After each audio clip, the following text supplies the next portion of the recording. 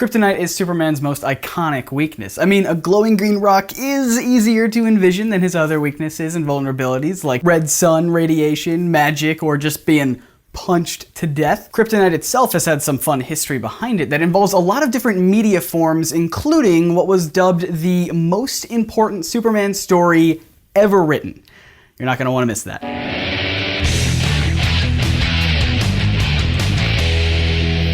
Welcome to Comic Misconceptions, I'm Scott, and a few months ago I asked you guys to vote on a video that you'd like to see me do, a Real Origins of Superman Part 2 or a Real Origins of Kryptonite. Over 70% of you who voted chose Kryptonite, so here I am to deliver for you guys. First, we should probably understand what Kryptonite is. When Superman's home planet of Krypton exploded, large chunks of the planet were scattered across the universe, with a surprising amount landing on Earth. These shards were irradiated by the detonation of Krypton, which is what makes them so harmful to Superman and other Kryptonians, and slightly less harmful to humans, although long-term exposure can cause some serious damage. Green Kryptonite is just one form of the stuff. Comicstorian did a whole video about all the different colors of Kryptonite that I will link to in the description. Some of them do some pretty kooky stuff. So that's the basics of the comic book origin of where Kryptonite came from, but what's the real world origin, and how and why was it introduced in the comics in the first place? Kryptonite was first introduced in the comics in Superman number 61 from 1949. That issue also marks the first time in the comics when Superman learned about where he came from. At this point in time, he had no idea he was from a planet known as Krypton, or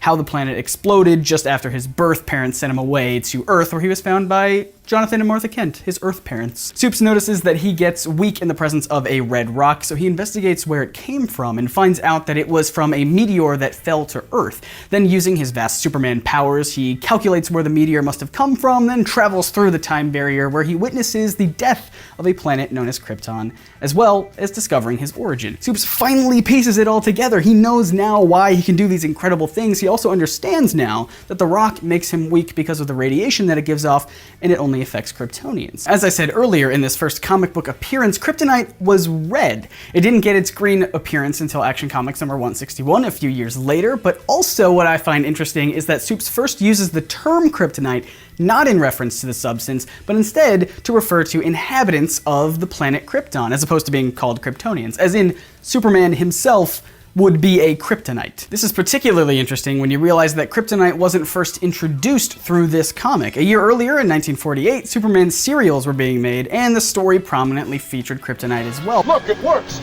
The Kryptonite can stop Superman! But again, this still doesn't mark the first public debut of Kryptonite. Where was Kryptonite first used in a published Superman story, you ask, probably already knowing the answer? Why yes, it was indeed the Adventures of Superman radio program in an episode called The Meteor from Krypton from 1943, 6 years before Kryptonite was printed in a comic. There is this story that I've heard around the internet, including comment sections on this channel, about how Kryptonite was first introduced in the radio show as a way of giving the voice of Superman, Bud Collyer, some time off since the show was producing new episodes 3 to 5 times per week. I'm struggling with just 2 in a podcast. This story, as far as I can tell, isn't true. I have a link in the description to one of the episodes from the radio show that introduced Kryptonite for the first time, and as you can hear, Bud Collyer is very much in it as Clark Kent. That being said, I do believe that there was a time that the writers did use Kryptonite as an excuse to give Collyer a break from the show. It just happened later on in the series and wasn't the reason that they first introduced Kryptonite. Now, while the radio program may have marked the first official debut of Kryptonite to the public, it was not the first place where a Kryptonite substance showed up in the Superman mythos. A substance known as K-metal from Krypton was first written about in an unpublished Superman comic from 1940 by the same name, 3 years before the Adventures of Superman radio show episode. This comic is very likely what inspired the show to incorporate Kryptonite. The story, had it been published, would have changed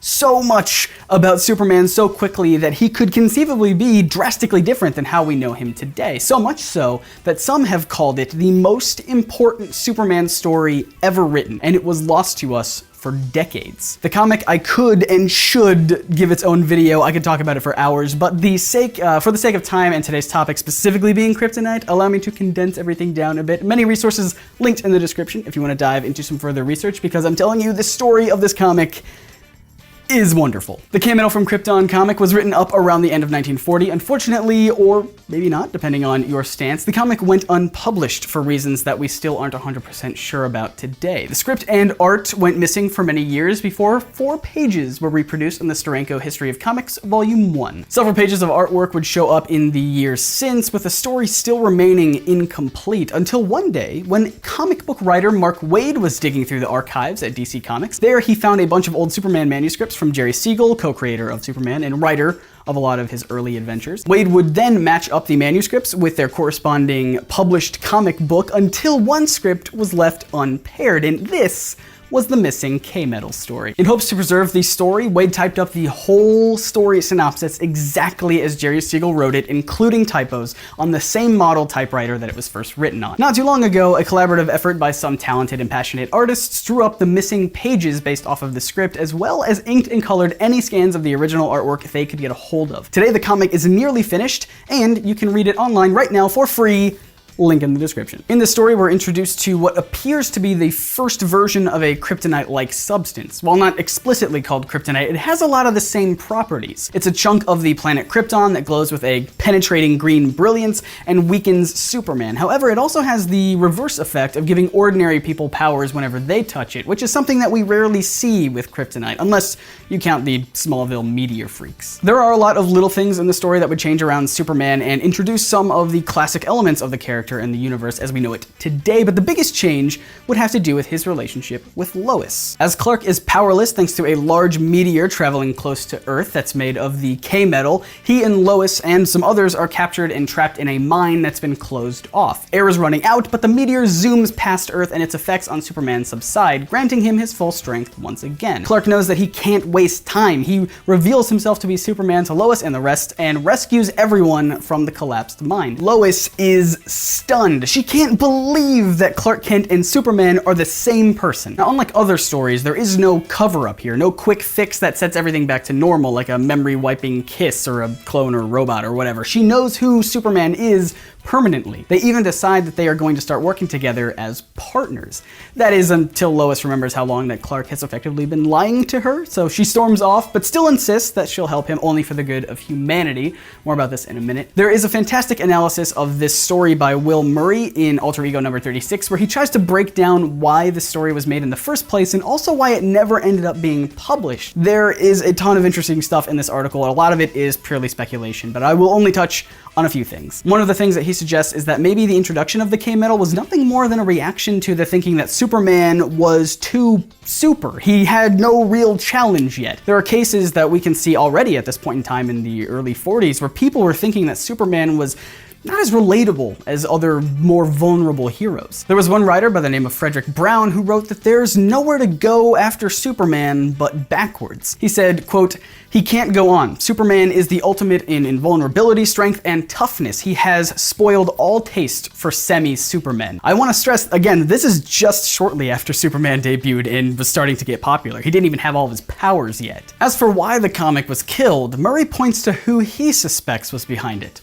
Robert Maxwell, the producer of the Adventures of Superman radio show. Again, lots of speculation here, but the full article spells it out pretty well in more detail than I'm going to go into. The gist is that at the end of the story where Lois finds out about Superman's dual identity, that would have changed the whole core relationship between the characters too much, too quickly. Murray theorizes that Maxwell would have recognized that a shift that drastic while Superman was still forming and changing into a multimedia icon might have been a disastrous thing to do for the brand. So he exercised his power and killed the K-Metal story. However, a few years later, when they were writing stories for the radio show, they would have been inspired by the K-Metal to create Kryptonite and introduce it on the show, leaving out the whole part about Lois finding out Clark's secret identity. And that would be how Kryptonite was first officially introduced in the Superman mythos. What do you guys think? Would you have liked to see the K-Metal from Krypton comic printed? Do you see it affecting the dynamic between Lois and Superman to a point where their relationship would be totally different than how we know it today? And since this video is supposed to be about Kryptonite,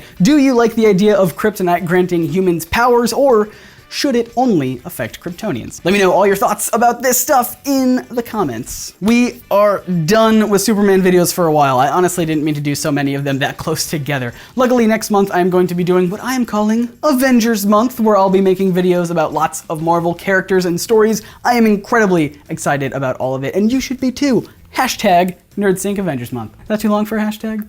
No, we'll figure it out. And if this is your first time hanging out with us here at NerdSync, we do weekly comic book videos that expand your understanding and enrich your comic book reading experience, so hit that big sexy subscribe button so you don't miss out on anything. Once again, I'm Scott. You can find me on Twitter and Instagram, and we will see you right here on Friday for not a tie-in, but the 2-year anniversary of Comic Misconceptions. Special video I'm gonna make for you guys. Don't miss out.